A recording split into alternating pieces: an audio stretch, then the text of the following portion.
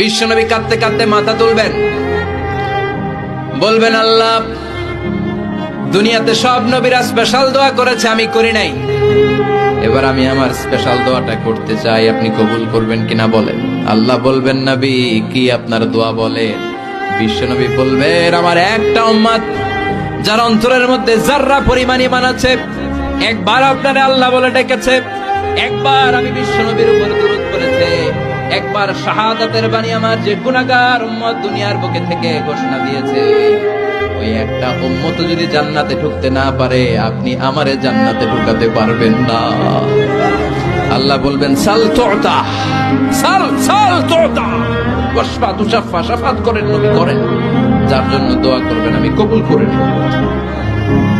দুনিয়াতে বিশ্বনবী কম কষ্ট সহ্য করে নাই। 3 বছর শিয়াবে আবি তালেবে জেল খেটেছে। কয় বছর?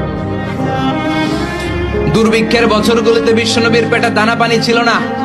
কলিজার টুকরা হাসান হুসাইন কই মাছের মতো ছটফট করেছে, জামিনে ক্ষুধার জ্বালায় বেহুশ হয়েছিল। বিশ্বনবী যদি ওই স্পেশাল দোয়াটা করতেন, জান্নাত থেকে খাবারের বস্তা পাঠিয়ে দিত কে? ওই দোয়া করছিলেন? জেলখানায় আল্লাহরে বলছিলেন, আল্লাহ স্পেশাল দোয়া করলাম, জেল থেকে মুক্ত করে দেন, করছিলেন? যুদ্ধের ময়দানে নিজের দাঁত ভেঙেছে, উহুদের ময়দান সাক্ষী, বিশ্বনবীর মুবারক রক্তে উহুদের ময়দান রঞ্জিত হয়েছে। সেদিনও বিশ্বনবী ওই দোয়াটা করে নাই। চিল্লায় বলেন ঠিক কিনা? তায়েফের ময়দানে বিশ্বনবী কয়েকটা জায়গায়, 3 জায়গায় বেহুশ হলেন। বিশ্বনবীর মুবারক দেহ বেয়ে রক্ত ঝরলো। ওই কঠিন বিপদের দিনও বিশ্বনবী এই দোয়াটা করেছেন নাকি? কথা বলেন।